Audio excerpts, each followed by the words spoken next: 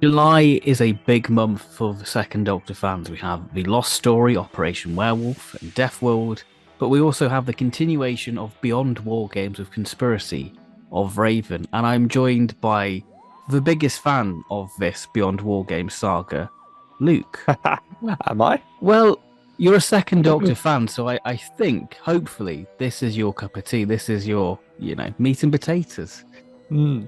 Or maybe it's had the opposite effect, and I'm too big a Second Doctor fan that I'm too critical of it. Yeah, yeah, we'll figure that out. Yeah, I mean, yeah, I've made no secret that this strand of Second Doctor storytelling isn't quite doing it for me. And, well, I think that Conspiracy of Raven, this third box set, has done some things better and some things perhaps worse. Yeah, it's still not quite doing it for me.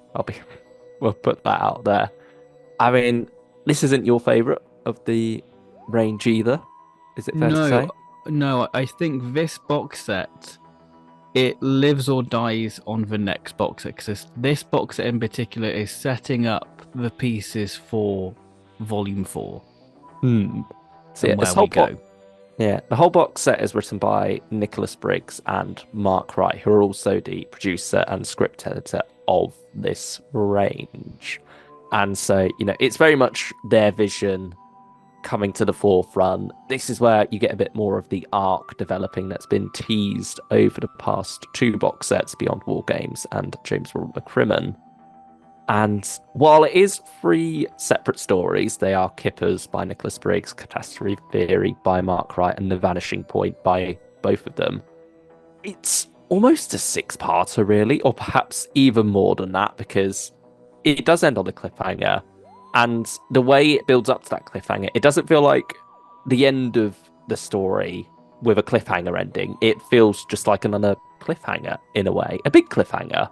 Hmm. I think I did enjoy the cliffhanger, I will say that. It's one of those ones where you're waiting for you're waiting to You be, know where they're going you with know, it, yeah, but yeah. and they're teasing you. You're waiting for the name to drop, similar to the big Sutek reveal in um, the Legend of Ruby Sunday. It's like at a certain point it clicks and like, are they really doing this? Are they really doing this? And then the penny finally drops. They say the words, and you're like, oh, okay. Yeah, and then I remembered that, well, actually, I didn't enjoy a whole lot of this box up until that point. So who's to say that I'm going to enjoy wherever this cliffhanger goes in the next box set? It's interesting. I mean, I know we've jumped right to the end. Hmm. How this sort of series, in hindsight, how it sort of slowly started working into that cliffhanger with sound design and the stories. So it's nice how it's sort of well, you're starting to see the tapestry of how this picture all links together. Really, Yeah, it'd be interesting to see how long they can go on with this now that things are being revealed a bit more. Yeah, and if by the end of this story we are going to carry on with the Second Doctor post-War Games just free of all this story arc now, or if when this story arc wraps up, the Second Doctor's journey after War Games wraps up. hmm. That's the I mean, interesting thing. we have Zoe back in this one as well, which again, an older Zoe, much like an older Jamie. They've A common lived, trend. yeah, it's certainly not exclusive to this range. Big Finish has been doing it quite a bit recently. I mean, particularly in the Nick Briggs produced stuff like Third Doctor Adventures and First Doctor Adventures, he seems to like bringing back former companions to their doctors at a Yes. point, later point in their life. And I think part of that is due to the actors aging and their voices aging. It's to allow them the comfort of not having to force their voices to be younger. I do like that message of you don't have to be young to be going on adventures, Hmm. which is certainly fit. And I think particularly with a character like Jamie, I can't see him settling down and going quietly. He is one No. who would be carrying on until the end. And I think, he's a companion who would never have left the Doctor's side willingly. Yes. I think, he was going to be at this age traveling with the Doctor if he could have been anyway. And perhaps Fraser and Pat would have gone on for quite a while as well back in the Yeah, 60s if the work schedule wasn't as, it didn't take as much of a toll as it did producing 40 plus episodes a year. shall we So, dive into the stories themselves? yeah, Sort but of as a brief sort of thought on each three, well, all three of them really.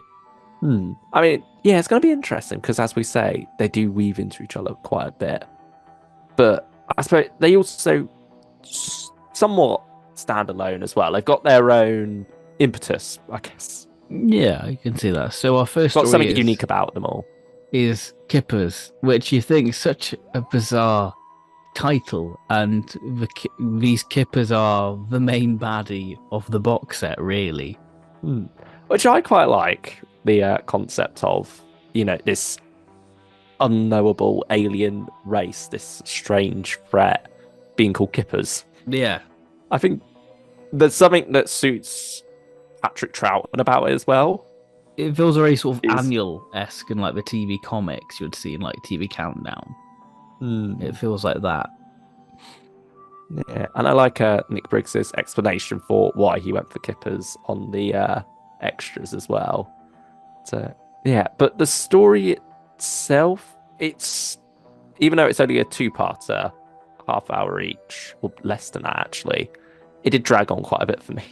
Oh, see, this is my favorite of the box set because I think the atmosphere's great to it. And when you say the story out loud, but it's just the second Doctor and Raven wandering around this sort of Time Lord space station from the War Games, trying to find Jamie. There's not a lot to it, but I could really picture Patrick Troughton within this with Michael Troughton's performance. I think it's very Mind Robber Part One Mm. Doctor Who, and if you like that, you'll probably get a kick out of this story. I think Michael's performance continues to just feel so right for the second Doctor. He started off absolutely brilliantly. He was there from day one, but it's just amazing how that continues to grow.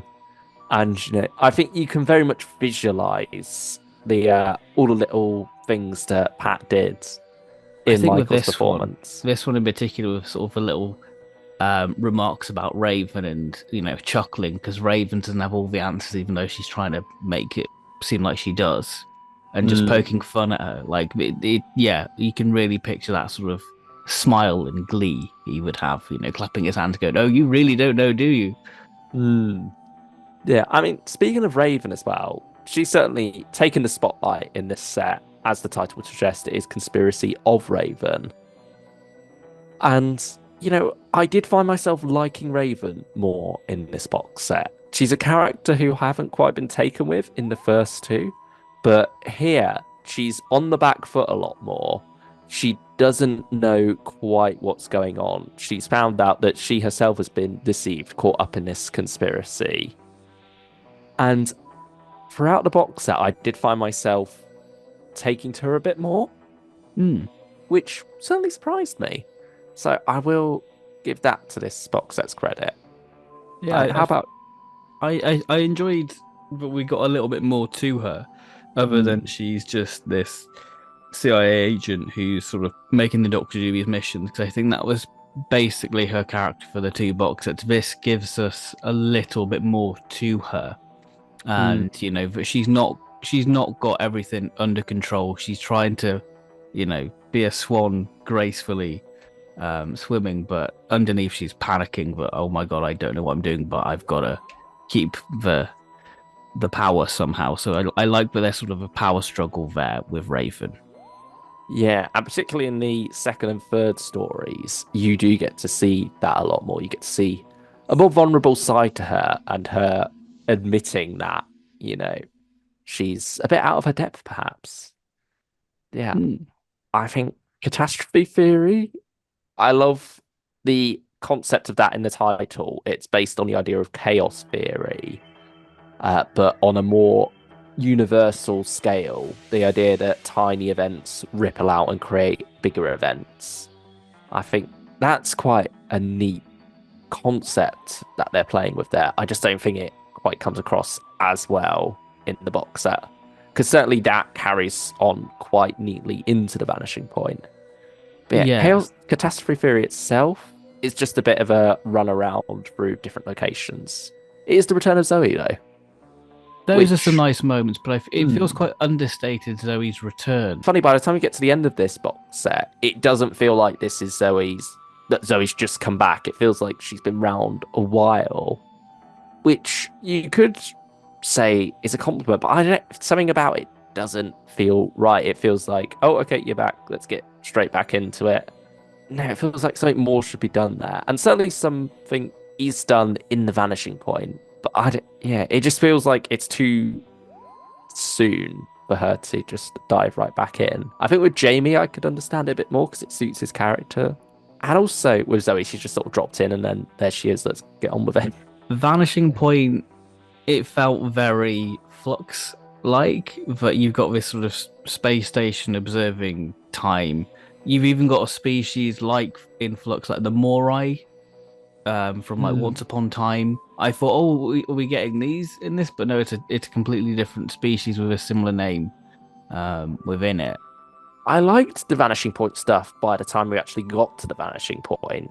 Yes. Again, it feels like a lot of treading water early on that drags the whole story down a bit.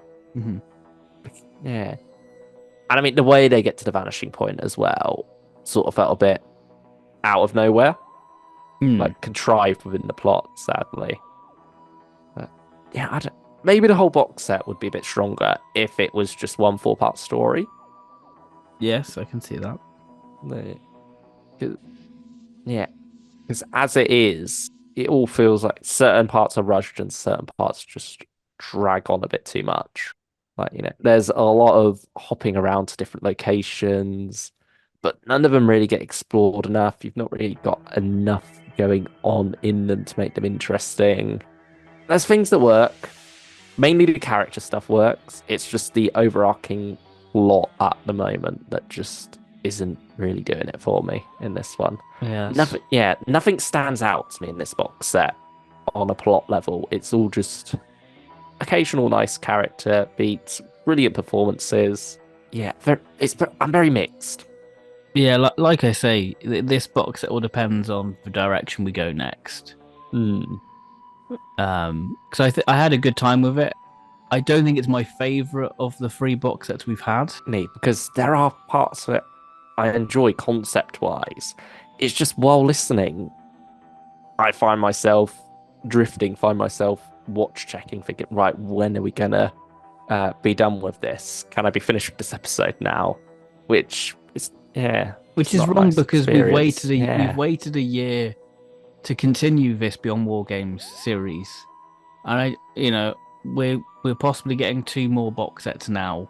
Whether Mm. that's next year or the year after, we just have to wait and see. But hopefully now we're getting two box sets that will hopefully keep us engaged within this and the Yeah. momentum flowing, so we can really start to really explore this even more.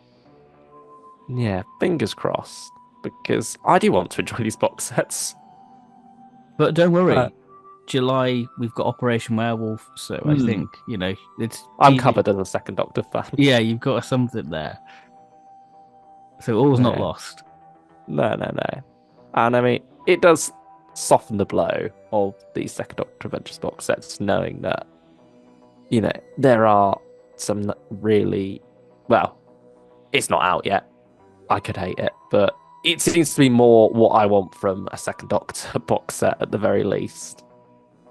But, yeah, I mean, if this is more your cup of tea, then please share your thoughts in the comments below. Tell us we're wrong.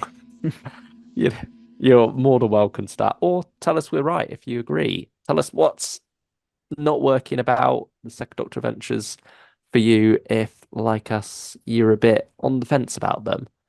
Yeah, we love to hear all your thoughts in the comments below while we pass the time until next July when we get the follow up to that cliffhanger. And we'll Yes. see if things improve for us. I hope they do. Yeah, absolutely. So yeah, thank you everyone for watching, and we'll see you next time. Bye bye. Goodbye, everyone.